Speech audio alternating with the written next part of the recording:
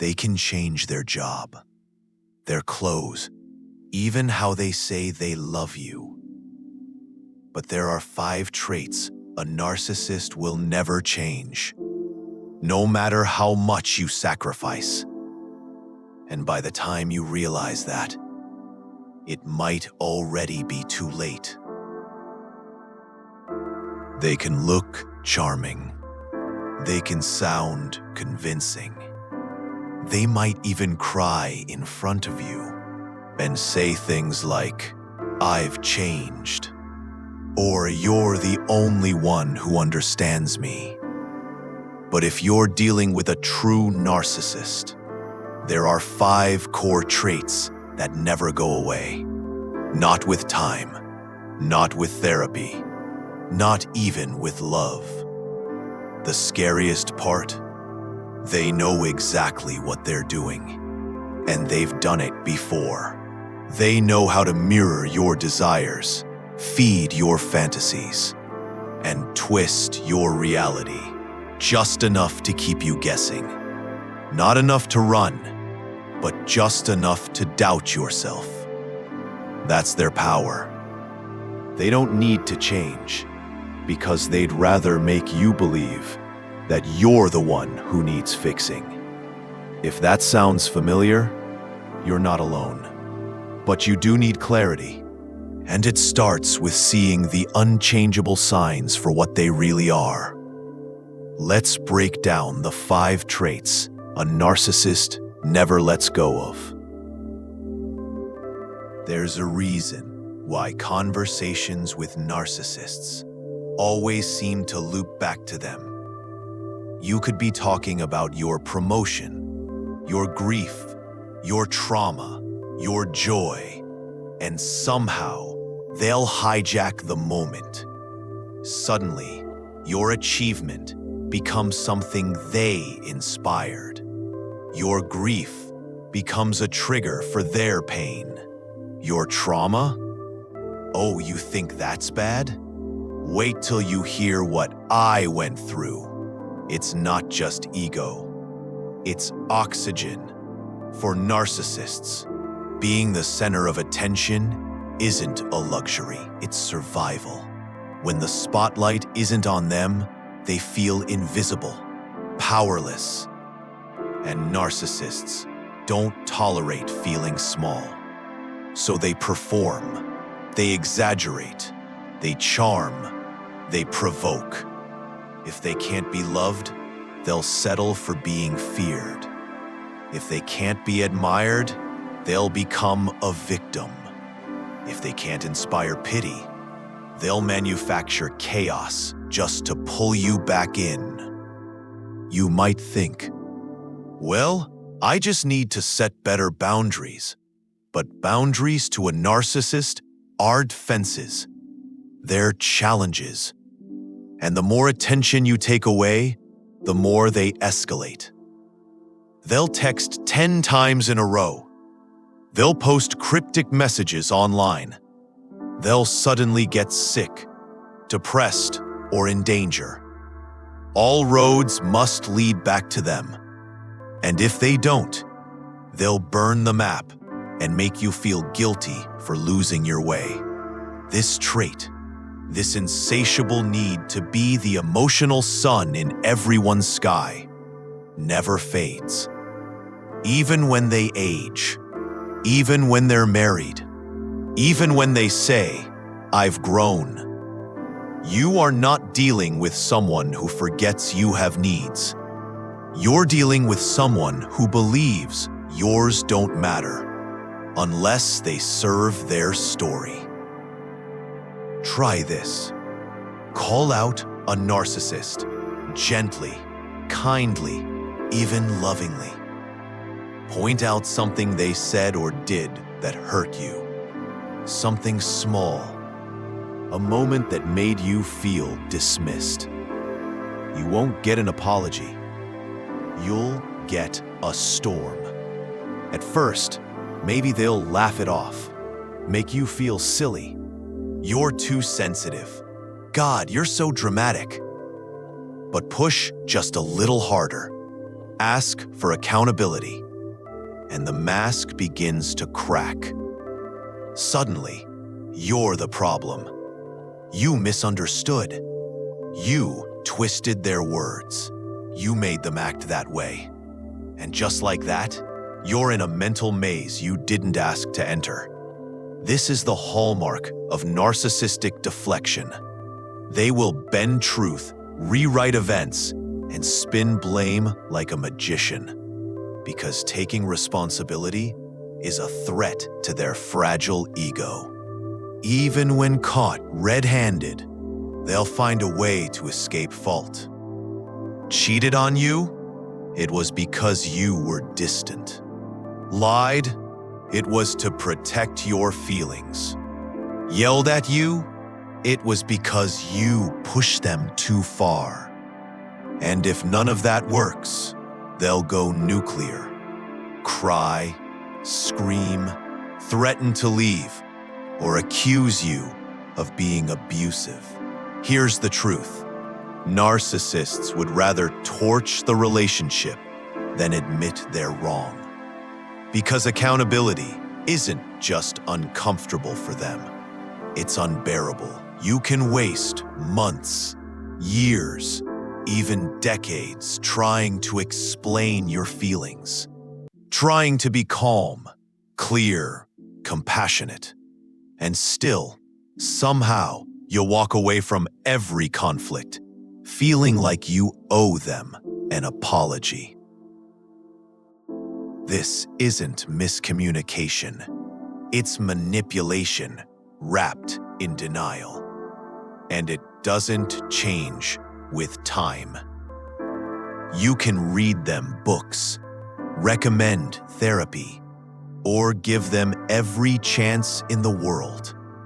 But the moment they feel cornered, they'll throw you under the bus to save their self-image. Because to a narcissist, being wrong is worse than being alone. And they'll always choose self-preservation over mutual respect. At first, they seem deeply understanding. They nod at the right moments. They mirror your emotions. They say all the right words. I know exactly how you feel. I'd never let anyone hurt you. You can always count on me. But wait long enough, and you'll notice something chilling. When you're truly in pain, they disappear. Not physically, perhaps. They might still be in the room, but emotionally, they're checked out, bored, distracted, or oddly cold. They don't lean in. They don't hold space. They don't ask, "What do you need from me?" Instead, they turn it around. Talk about how your pain affects them, how your sadness is making them anxious, how you always bring the mood down. This is not empathy. It's performance. See, narcissists are masterful actors. They learn what empathy looks like, not what it feels like. They know when to offer hugs. They know how to fake concern. But real, grounded, attuned connection? That requires vulnerability. And narcissists fear vulnerability more than anything. Because if they let themselves truly feel your emotions, your sorrow, your fear, your joy, they lose control. And for a narcissist, control is the entire point. So instead, they wear masks. One for love, one for grief, one for every version of the person you wish they were. And over time, it leaves you deeply lonely. You might be in the same room, same bed, same life, but you'll feel unseen, like your feelings exist in a vacuum. You'll start to doubt yourself. Maybe I'm asking for too much. Maybe I'm the one who's too emotional. You're not. You're simply asking for real empathy from someone who's only capable of mimicry. And no matter how much love, patience, or devotion you give, they will never feel for you what they pretend to. Because for narcissists, people aren't people. They're tools. They're props. They're mirrors to reflect back an idealized image of themselves. And the moment you stop playing your role, they either discard you or punish you for having needs. Try offering a narcissist a suggestion, not an insult, not an attack. Just a gentle, honest piece of feedback. Something like, "Hey, I felt a little hurt by what you said earlier." Or, "Maybe next time, we can try it this way instead." Watch what happens. First comes the silence, then the smirk, then the switch. Suddenly, you're attacking them. You're always negative. You never appreciate anything they do. That one small comment, it's now a declaration of war in their mind. Why? Because narcissists don't just fear criticism. They experience it as psychological violence. Their ego isn't strong. It's brittle. It's paper thin and propped up by a lifetime of denial and delusion. And your honest words, they threaten the entire illusion. So the narcissist defends themselves the only way they know how. They fight dirty. They gaslight. They insult you, often with surgical precision, hitting the exact insecurities you once trusted them with. They twist your words, call you crazy, play victim to others. They'll say, "I don't even know who you are anymore," as if your honesty is a betrayal. But behind all the rage is one core belief. I cannot be wrong. I cannot be flawed. I must always be superior. It's not just about avoiding blame. It's about maintaining control over the narrative. And if they can't do that with charm, they'll do it with cruelty. You might spend weeks trying to explain, trying to reconnect, but they'll ice you out, give you the silent treatment, or launch smear campaigns behind your back. You'll begin to associate truth with punishment. And that's exactly what they want. To train you to stay silent, to question your right to feel, to fear the backlash of honesty. This dynamic doesn't shift with time. It doesn't soften with age. Even if they seem more mellow, the core remains. Criticism equals threat, and threats must be neutralized. So you learn to swallow your truth, to tiptoe, to perform peace at the cost of your own voice. What dies in that silence is you. If there's one thing a narcissist fears more than exposure, it's losing control. Not just over situations, but over you. Your thoughts, your feelings, your loyalty, your version of reality. And to keep that control, they don't need chains. They use invisible strings. Guilt, obligation, confusion, and hope. At first, it feels like love. The way they protect you from others. The way they help you make decisions. The way they always seem to know what's best for you. But little by little, you stop trusting your own instincts. You second-guess your emotions. You apologize for things that weren't your fault. And you stay because they've made you believe no one else would ever get you the way they do. That's not love. That's programming. Narcissists are master manipulators because they weaponize your empathy. They turn your compassion into compliance, your forgiveness into fuel, your silence into surrender. They use tactics like gaslighting, making you question your own memory, feelings, or sanity. Love bombing, flooding you with affection when they sense you're pulling away.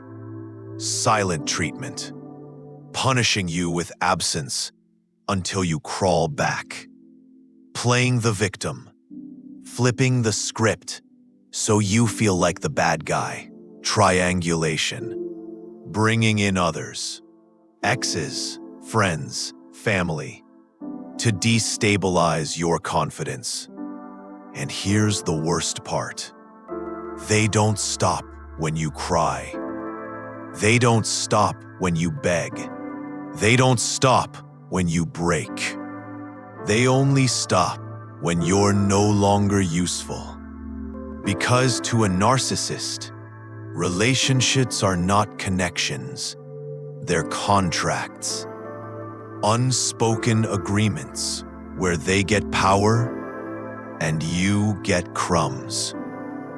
And even when you think it's over, when you leave, go no contact, reclaim your voice, they might come back. Not because they love you, but because they've lost control over you. And that loss is intolerable. They'll say, "I've changed." They'll beg, they'll promise, they'll cry, but it's all to get their favorite drug back, your submission. This drive for control doesn't fade. It doesn't heal with time. It doesn't vanish with therapy unless they want to change, and most don't. Because control feels too good, too safe, too powerful. And in their world, power is love.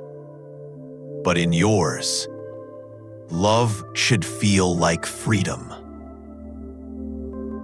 You don't need to diagnose anyone. You don't need to argue, prove, or fix them. Your job is not to teach someone how to care. It's to notice when they don't. If someone consistently makes you feel small, confused, guilty, or exhausted, that's your clarity. Because love shouldn't feel like walking on eggshells. It shouldn't feel like solving a puzzle with missing pieces. And it definitely shouldn't feel like you're slowly disappearing just to keep the peace. The truth is, narcissists reveal themselves early. In the way they twist stories. In the way they disappear when you're in pain. In the way they always seem to win, no matter the cost. So stop waiting for the mask to fall. It already has. You saw it. You felt it. Now, believe it. Because the most powerful thing you can do is stop dancing for someone who only claps when they're in control.